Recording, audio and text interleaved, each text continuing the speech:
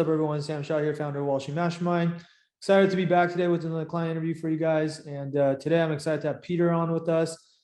Peter is one of our, I gotta say, rock star clients that just finished going through the summer 2023 recruiting process. And every now and then you get one of those people who not just get one offer, but they end up getting multiple offers. And Peter is one of those guys. So I wanted to get him on here to talk to you guys today to just share, some insights on how he was able to have so much success, so that you guys can, have some takeaways for yourself, and hopefully this helps you with your recruiting process too, right? So, Peter, I want to thank you for being on here with us today, man. To start off, like maybe you can kind of just, I know I gave like a very high level overview, but if you could introduce yourself briefly to our listeners, and then we can kind of take it from there. I have some questions that I want to ask you. Yeah, absolutely. Name's Peter. Currently a sophomore at an Ivy League school and studying economics, and just went through the investment banking 2023 recruiting process, and super excited with the outcome. Awesome. So let's go back to like the beginning, I guess. Because I think you've been in Wall Street Mastermind. I'm trying to look up when you joined. It hasn't been that long. Oh, so you joined in like August, end of August. So you joined like right at the beginning of sophomore year, right? Correct. Prior to that, did you already, I assume like you had known you wanted to do investment banking for a while, or did you like kind of join right when you decided that you want to do banking? I knew for a bit that I wanted to do banking just based on some of the people that I'd spoken with, but I hadn't really fully committed yet. I think when I joined the program was kind of when I really decided that I wanted to pursue this fully blown. And that's when I made the time commitment, as well as the, financial commitment that this is what I want to do. And so kind of like, that's when I decided that's what I wanted to do. Got it. Okay. So you had like, you knew about banking just from talking to people, but you hadn't prior to Wall Street Mastermind. Sounds like you hadn't actually started like doing like the prep, or like you haven't actually started like recruiting for it actively yet. Is that right? Yeah, no, other than like maybe a few networking calls with some people that I'd been connected to through mutual friends, not much prep. No, not at all. Okay. Got it. Yeah. And the networking calls were just like more informational to like help you decide if you even want to do this or not. Right. Yeah. Yeah. Okay. So then that's interesting too, because, a lot of those, we have like two types of students, right? Like some people, they come to Wall Street Mastermind after they've already like tried a bunch of stuff on their own and struggled, and they have all these bumps and bruises, and then maybe like recruiting didn't work out. And then they come to us and like, can you guys save me? Essentially, right? And then, but then like sometimes there's also people like you who don't even like, I don't want to say it in a way like you guys are smart enough to like not make that type of mistake, and just like know that, hey, from the get-go, if I'm going to do this, like I'm just going to do it the right way the first time. So like, can you talk about kind of like your mentality when you decide to join Wall Street Mastermind? Because I mean, there's so many people recruiting for investment banking each year. Like obviously not everyone decides to do something like Wall Street Mastermind. Like a lot of people just, I don't know, there's plenty of other things you could do. Right. So like what made you want to kind of like go with us, like right off the bat? Absolutely. I think for me, I was coming out of a freshman year internship, and I actually met some people that had exposure with the program and actually use the program. And so when I spoke with them, they spoke highly of kind of how it helped them. And I think the value prop that they mentioned the program gave them with respect to saving them time, I thought was very appealing to me, given how demanding some of my schedules were, extracurricular commitments were, family obligations, as well as like, some jobs that I'd been holding part-time throughout the semester. I knew that saving some time wherever I could was going to be valuable to me. And I think that the kids mentioned that was a big selling point for them, and that appealed to me. And I knew that it was a competitive process, and I knew that if I could save time whilst maximizing my potential, with regards to getting the best offers, I thought that was a pretty good opportunity for me to, I guess, invest in. Got it. Okay. So a couple of things. one, you knew people that had already gone, sound like you knew several people that had already gone through the program. And so that was obviously, gave you a lot more reassurance that the program is actually legit. But two, it sounds like you just really value your time because you're really busy and you have a lot of things going on, and recruiting itself, as everyone knows, is extremely time consuming. And so you just understood that, hey, like the competitive advantage in recruiting actually a lot of times comes down to being able to do more in less time, right? Like I think that's kind of how I was summarize this. Like the sooner you can get to the level that you need to be at, typically the better the offer is going to be, because like elite boutiques typically recruit the earliest, then it's like bulge bracket banks, and then it's like then you're left with middle market banks, and just like the longer it takes you to actually get an offer, like typically the worse the offer becomes, right? Is that kind of how you thought about it? Yeah, exactly. Okay. Yeah, and I think that's like a really important distinction too. Like I think, and it's great that you kind of had that foresight, because I think a lot of people don't realize that, and I feel like a lot of college students, they kind of don't value their time that much, if that makes sense. Like it's there's like this saying, like all the really wealthy people, they value their time more than their money, right? Like they'll like pay for stuff just to like save themselves time because their time is worth a lot. And then like the people that like don't have a lot of money, typically they don't value their time, and they value their money over their time, if that makes sense. And so like they won't like outsource anything. They won't like hire cleaners. They won't like, they'll just like, oh, I'll just do everything myself to save some money. But there's the opportunity cost of the time that you spend, which might be more valuable if you spent it on other things, right? And that's, I feel like that's kind of the mentality that we're talking about here, which is understanding that trade-off of like, what is the more scarce and more valuable resource, at least at this moment in time? Because I understand that like most college students, hey, you're a college student, like you might feel like, hey, like your time's not worth that much, right? But like in reality, when we're talking about investment banking recruiting specifically, the fact that it starts so early, like before you're even halfway through sophomore year, basically.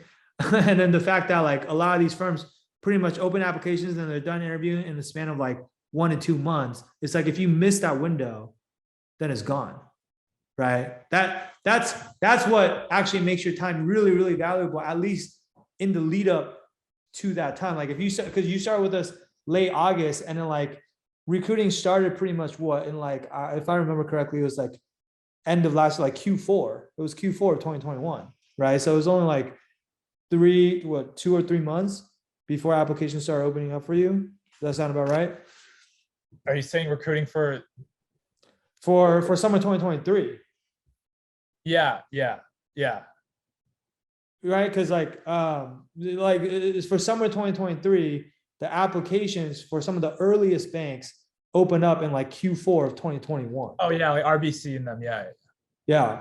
So but okay, so that makes a lot of sense, right? So like you look, for those of you that want to be competitive for investment banking recruiting, think about all the things you have to do. You got to maintain your GPA in school, which that is like a full-time job right there. You got to like join clubs, like be involved on campus, do internships. You got to network with a ton of bankers. Each call is 30 minutes, and you got to send out a bunch of emails. You got to learn your technical concepts. You got to like prep for the behaviors. There's just so much stuff on your plate. And that's like before you even get to like, just being a college student and having a social life and, spending time with friends, or if you have a girlfriend or a boyfriend or whatever. So it's just like, it's a lot to pack into a 24-hour, the 24 hours that you have in a day, right? So it's like, how do you manage that? Like, you're not going to get more time. The number of hours you have in a day is fixed. So the only other lever you can pull is like, if you can figure out a way to do all these things faster, right?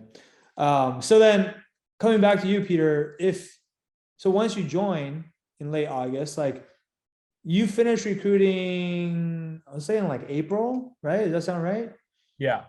So that was like what, like 7 or 8 month process, right? Yeah.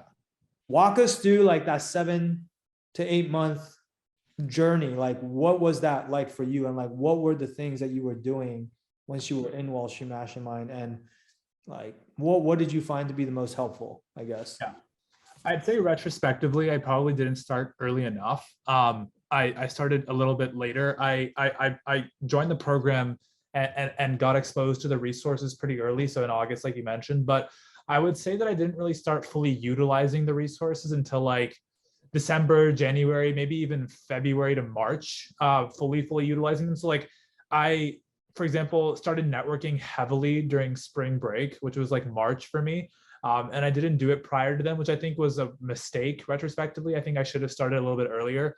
I had gotten advice from a couple upperclassmen at school who were actually, a lot of them were females and other diversity candidates. And so they'd mentioned that you don't have to network for a while, but also I think the reason that was going into that, sentiment that they had was because they didn't have to network as hard because the diversity programs themselves are kind of like networking for them.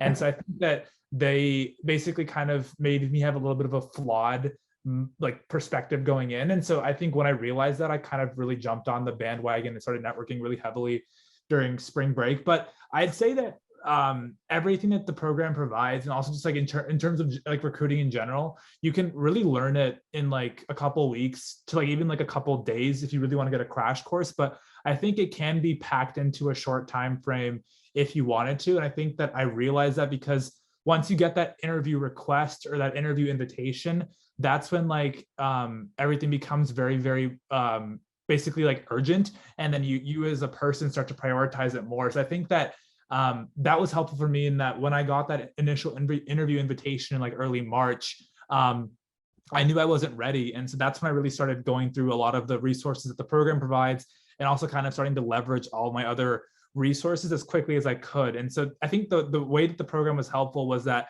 for me, given just how busy I was, and also just given how I kind of didn't feel the compulsion to start super early in terms of prep, I think it was helpful for me to kind of get me up to speed and get me comfortable in a timely manner, given once the urgency kind of came about. I see. Okay. So I'm curious, you joined in late August and you didn't really start fully utilizing the resources until like December, January, even maybe February or March. So like in those first like 3 or 4 months, was it because you were just, I know like people told you didn't really need to network, but aside from that, like, were you just like too busy with all the other stuff you had going on? And so you kind of just like put this on the back burner, or like, what was the kind of motivation there for not starting earlier? I think it was a combination of everything. I was taking a pretty difficult discrete mathematics course in fall, and so that took a lot of time away from other time that I had. And also I think it was a combination of also just knowing that full-blown recruiting interviews and stuff wouldn't start until March, April. And so even if I did interview prep at that point, I'd probably forget some of the things by then anyway. So I knew that I wanted to be sharp. And I think in order to be sharp, you have to be prepping and polishing continuously up until the day of the interview, in my opinion. And so I think that on the interview side of things, I knew that I could wait. But on the networking side of things, it was just kind of like misinformation. And I actually could have started back then, and it probably would have been easier to start back then. But that was just misinformation and kind of just me having a little bit of wrong advice. But the interview thing, I think, was fine because I knew that I could wait a little bit and to start those basically. Got it. Okay. Yeah. I mean, it's interesting on the, on the wrong advice point. Because we hear this a lot from students who maybe talk to us, consider working with us, and then maybe at the end of the day they decide like, I don't want to like make the investment to join a program like this. And then so usually the way they rationalize that is like, oh, I'll just get help from my upperclassmen, like at school, like people that have already gone through the recruiting process, or people that are like, I'm in the same clubs as them, and I'll just have them help me. Like the issue with that is, I don't know, and you can add your perspective, but from my perspective, the issue with that is, one, kind of what you said. Sometimes I don't think anyone like will purposefully try to like steer you in the wrong direction. But the thing is, like, these upperclassmen have only gone through recruiting one time, right? Like, and whatever advice they give you is just based on their personal experience of what worked for them. But like, they're a different candidate than you. Like in this example is because, yeah, there's diversity and you're obviously not. And so the advice that they gave you is from the perspective of the diversity candidate, which ended up being bad advice for your situation, right? But there's a lot of other situations, right? Like they might say, oh, I answered this, I told my story this way. And then like, maybe you try to copy it, and the way their story worked for them doesn't really work for you. Like that could be another example. Right. And so it's like, you don't, I always tell people like, you don't want to like rely on, like for something as important as your career, you don't want to rely on someone who's like giving you advice just based on, like, they've just done it one time more than you have. Like they're not that much more knowledgeable than you are in reality, right? Ideally, the person giving you advice has done this hundreds of times, and they've seen all the different scenarios and whatever. And then because of that, they can actually give you more accurate advice, right? Like, would you agree with that? Yeah, I agree. I think no one intends to be malicious with their advice, but I think that given different circumstances, and also just kind of given, I think just people can sometimes give you not fully correct advice, despite the fact that I got a lot of good advice from upperclassmen. A lot of them were very helpful to me, but I think that certain things that they might have said were not particularly helpful, just based on like timelines and stuff. And I also think that with recruiting, it's such a dynamic thing that year over year, my experience this year probably isn't going to be the same as someone going for Summer Analyst 2024, for example. They might have different timelines. If I tell them, oh, you should start networking in like March, and you'll be fine, because that might not be true, because let's say the banks move up their interview timelines by a couple of weeks, then now it's even changed again. So I think that not even just like diversity versus non-diversity, I think that even year over year, there can be changes that you have to anticipate, and just starting earlier is always better, probably. That's a great point, because to be honest, we've been doing this for, like almost 5 years at this point. Every single year, what we're seeing is that the recruiting timeline moves up a little bit earlier than the prior year. And next year, that'll probably continue to be the case, right? Eventually, they'll probably start recruiting people freshman year. I don't know, right? It's really like kind of a vicious cycle what the banks are doing, and I don't know how to stop it. Like no one can really. But that's another good point, which is like, yeah, year to year things change, right? Another thing that changes is like, some people that come in, they're international students, and they're like, oh, which banks actually sponsor visas, because they want to know like where to direct their efforts and their time. And even like the list of banks that sponsor changes from year to year too. Like JP Morgan will sponsor 1 year, and then next year they won't sponsor. And it's like, if you don't have the right information, you could end up wasting a lot of time, like networking with a firm that was never going to hire you anyway, because you're an international student. Not you specifically, but I'm just saying, just to give people another example. So I think, yeah, like the quality of their information, and how confident you are in the quality of information is really important. And obviously, I'm not telling people that you should not get help from your upperclassmen. You absolutely should, right? You should leverage like all the help you could possibly get. And all of our students in Wall Street Mastermind, they still get help from their upperclassmen too. But it's just like on top of that, like what else do you have, right?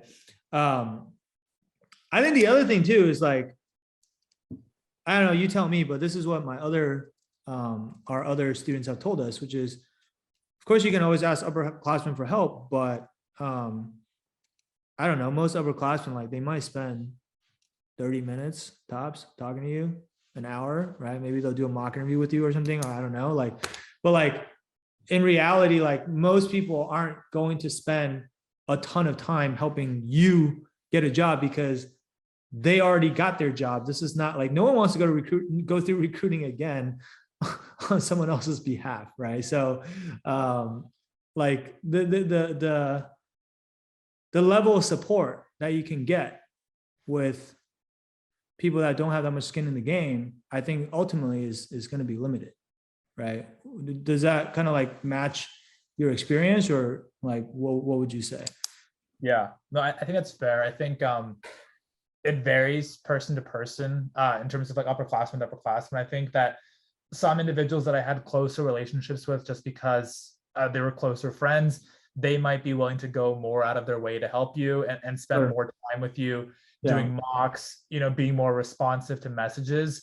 Other individuals that you might have had more distant relationships with might be completely unhelpful. They might be very little helpful, if any. I think I've had both experiences. I've had the whole spectrum.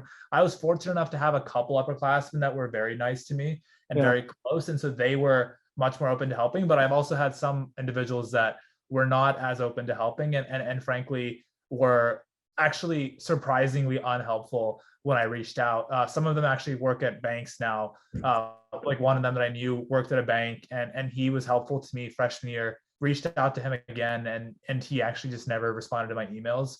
Right. In order to actually, when it came time to actually, I suppose, get formal help, he wasn't really that helpful. So I think I've had the whole spectrum of experience. I think that it really varies person to person, but I think it's a fair assumption that anyone typically, besides like very close friends or family, is not going to really go too much out of their way to help you through recruiting, given that it is stressful and it is time consuming, and people have better. And they don't owe you anything, right? Like they're not obligated to help you get this job. The ones who do help you, they're doing it out of the goodness of their heart, right? Or like because you have a good relationship with them, right? So, like you don't want to be that annoying guy too, who's like pestering them all the time. Whereas with us, I don't think you really have to worry about that because it's our job to help you. Like that's what you hired us for, right? But actually, like that's I guess that's a good follow up, which is you were fortunate enough to have upperclassmen that actually were like really willing to help you, and that's obviously awesome, right? And so like at that point, then like, I mean, do you regret doing this program then? Because you could have just gotten help from them, or like, is there still even any incremental value from joining something like Wall Street Mastermind when you already have several really helpful upperclassmen on your side? No, I think the program was still helpful, given that I think even then they were busy individuals, given that typically, as we see, there's a correlation between success and time. And so the ones that were most helpful to me were the most successful upperclassmen. And typically what you see is that the most successful upperclassmen typically have the least amounts of time. And so I think that the program was still helpful in that the program's coaching staff is their full-time responsibilities to help you with this, whereas like other people, it's kind of like a part-time or kind of like just like whenever they have time to help you with it. So I think that the program is still helpful. I think there's beyond just like advice and like decision-making value of the program, I think that also the formal modules and like prep, I think that is going back to what we talked about at the beginning of this interview. The time that you save through going through the formalized training process that the program provides, I think is also just valuable in and of itself, in addition to the live support you can get through, Slack or whatever means. I think that those two things together are valuable. And I think that you can't, like no upperclassman, no matter how well you know them, is going to spend hours upon hours prepping you technicals or behaviorals. Frankly, I don't even think a lot of upperclassmen are qualified to do that, because given that some of the people that I've spoken with, they don't even know their technicals. So I think that frankly, I think that there's things that you can't really get from upperclassmen that you'd kind of have to do either through self-studying or through some sort of like course or packaged program like this one. Yeah, that makes sense. I guess the other thing that you said that really piqued my interest is you said that it sounds like once you started utilizing resources, initially you were just like very focused on networking and getting the interviews. And then like, it wasn't until I guess early March when you finally got invited to your first interview. Yeah. Then you started preparing for the interview at that point. Is that what you were saying? Yeah, I basically did all the technicals and half of the behaviorals in like a span of 3 to 4 days. So like very, very quick, just spending like 8 to 10 hours a day, doing all of them just one after the other, just spending hours upon hours, just taking notes, doing them, building cheat sheets, building behavioral answers out. The behaviorals, I'd say that I never really felt finalized on. I think that's like a continuous process where like you're kind of, and I don't even think I ever got them checked out like formally from the program. I just never had time to fully get them all fleshed out and submitted, which is kind of retrospectively, like it worked out recruiting. So like I don't have any regrets, but I think that I just didn't have time to actually submit them to get them reviewed. I would submit questions that I was like drafting responses to you, like important ones, like the why IB, why this bank, tell me about yourself. So I had gotten feedback on those, but the other minute questions, I never actually submitted them for review. I guess they were fine, the responses, because it worked out. But I think that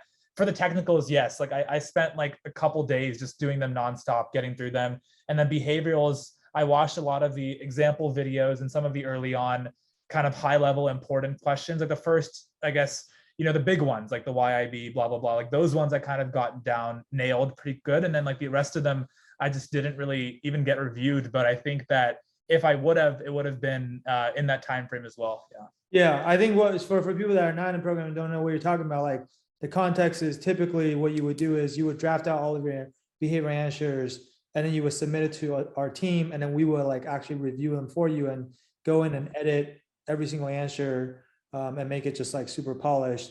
You didn't actually go through that exercise, but I think like where we did vet some of your behavior answers is one, like you said, you sent one-off answers to us to review, and we did give you feedback on that. And then two, I think like when we did the mock interviews with you, we gave you feedback on your answers kind of live, as opposed to like editing a written answer, but we just like kind of talked about it, right? Yeah. Yeah. Okay. Got it. So, but what you're saying though is you basically crammed all your technicals and like and the whatever behavioral prep you did do, you crammed all of that into 3 or 4 days. Yeah, for the most part, I'd say that was for the first interview. But the thing is that 3 or 4 days carried out throughout the next 2-3 weeks. I'd say that in terms of aggregate time, I did all of my hardcore prep in like a 2 to 3 week span. Yeah, but I'd say that first 3 or 4 days was like the most serious amount of like nonstop grinding, just to kind of, because I went from like 0 to almost fully confident with like technicals in a span of a couple of days, just because I knew nothing going in, and then I kind of just tried to learn it as quick as I could. Yeah, that's crazy. Because I think that part might be kind of hard for people to believe, right?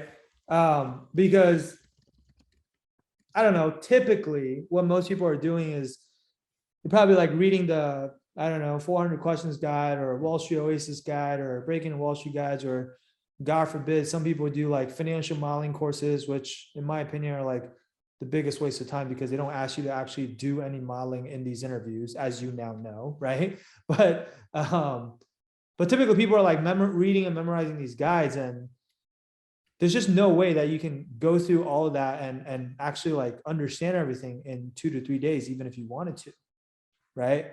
And so I think that's kind of like, I think people have this idea that when you're trying to learn the concepts, you have to spend a really long time, or some people, I know some people tell me they spend like a couple 100 hours just memorizing the 400 questions or whatever.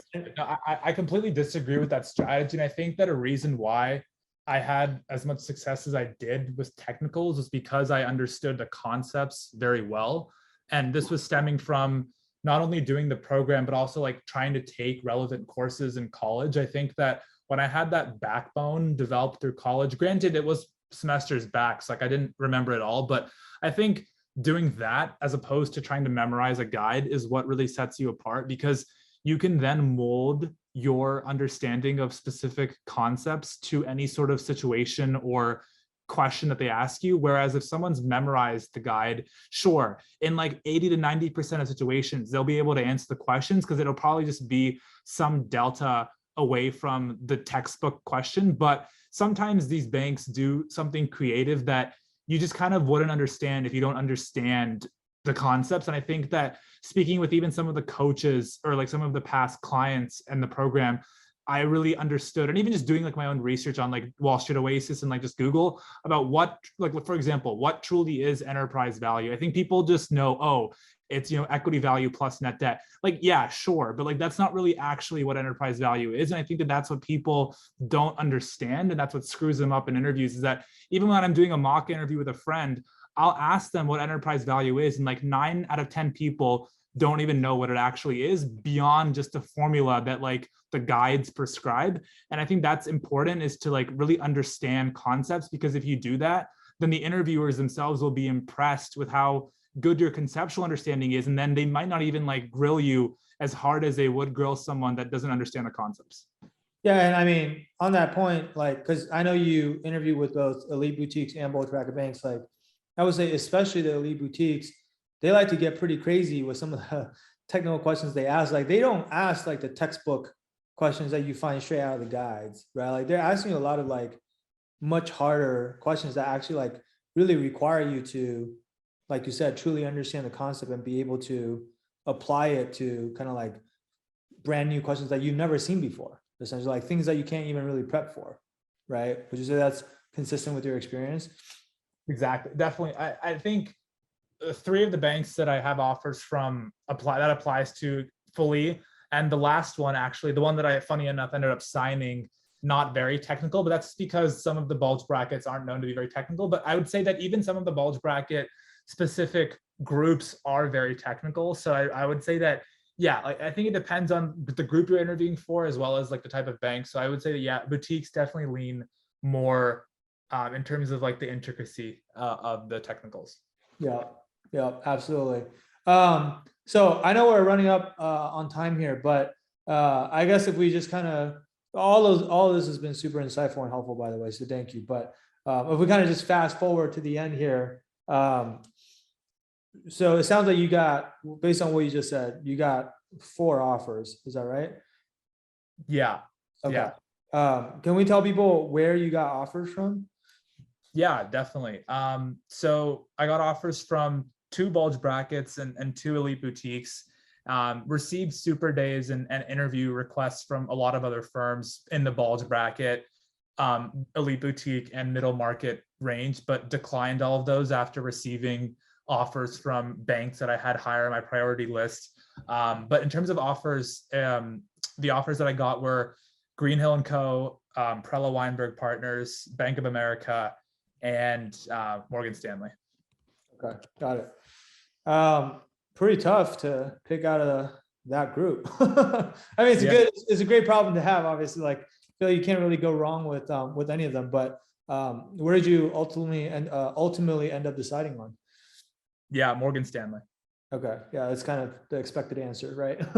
So that's awesome, man. So like, would you say, I mean, going into this process, was this kind of what you expected? Like, did you expect to, get 4 offers? And I mean, probably would have been more if you just kept interviewing, but there was no need. Yeah. But was this kind of what you expected, to like get multiple offers from pretty much all top 10 to 15 banks? Or was this like, I don't know, like, how was this relative to your expectation? I'd say, if I'm gonna be frank, given my background and like kind of my like, I guess skills and like kind of what I wanted, I think I did go in expecting to get an offer. Yes, I will say that frankly. And so that's great that I did, because otherwise it would have been, like not meeting your own expectations. But in terms of getting the quantity and the quality of offers, I'd say that I didn't really have any expectations going in, just because I knew how competitive the process was. And so for me, I kind of just told myself that as long as it was a bank that would, open doors and is kind of decently well known in the industry, like, somewhere in like the middle market, elite boutique or bulge bracket range, that I would be fine with that, just because I kind of just wanted to have, doors open for me. I don't really know exactly what I want to do with my career, and then banking's a good place to start. So I think I just went in with the expectation that yes, I should get a banking offer given my background, but I didn't necessarily know the kind of caliber of the bank that I would get. And so, given that I got one of my top choices, that's great, and super excited about that. But yeah, I'd say that it's kind of unhealthy to go in, like, I guess, expecting like a Goldman Sachs, Morgan Stanley, JP Morgan, elite boutiques, all that stuff. I think that if you set those kinds of expectations for yourself, then there's a lot of room to be, disappointed, because even myself, I think that I didn't necessarily expect to get Morgan Stanley, but it kind of happened. But I think that, I think that's kind of the way I approached it. And overall, definitely went above what I expected, but I think it's definitely great. You're so modest, man. Cause I'll tell you, like, when you came into our program, because obviously we vet every single person that comes to our program. Like, we don't just take everybody. Like, we don't work with every single person. Like, you guys had to, apply and get on a call with us, and we had to like really feel good about our ability to get you an offer, right? And I think, like, when I looked at your background, to your point, like, you have a pretty strong profile. You go to Ivy League school, you got good grades. This was kind of what I expected for you. I mean, the big caveat was, obviously I didn't know you, so like, obviously you have to work hard and be willing to do the work that we ask of you, which you ended up doing, right? But in my mind, I was like, yeah, this guy, based on his profile, like as long as he actually does the work, like I expect him to get multiple offers from top tier banks. So I'm glad that's the way it worked out. But you know, to be fair, I've worked with so many students at this point that like it's kind of my job to have a good feel for these things. Right? So, but anyway, I'm super happy it worked out. Like obviously, super proud of you. I think you got. I mean, 4 offers is that might be the most out of anyone this year. If not, it's definitely up there because most people stop interviewing after 1 or 2 offers. But so you absolutely crushed it. I guess like let's leave on this last question, which is, given how successful you were with this process, like if there's only one piece of advice you could give other people, like students who are listening to this now that haven't gone through the process yet or are about to go through the process, like what's one thing that you want to kind of pass down to them? Yeah, I'd say there's 2 key things. The first would be start early, and the second would be really understand why fundamentally you want to do this job, where you think this career is going to take you, and be able to tie that back to like your tangible like experiences, whether that be extracurricularly, be in like your family, be it professionally, so like internships or whatever. Be able to tie your personal narrative or like your personal life story to like what you want to do with this career, because I think otherwise you have a very hard time convincing HR reps, bankers, whoever you might be talking with about why you want to do this job. I think that that's a big part of the screening that happens, is like, is this person, does this person fit our kind of like firm, our firm's ideals, and kind of like what we expect of our analysts or what we expect of our bankers.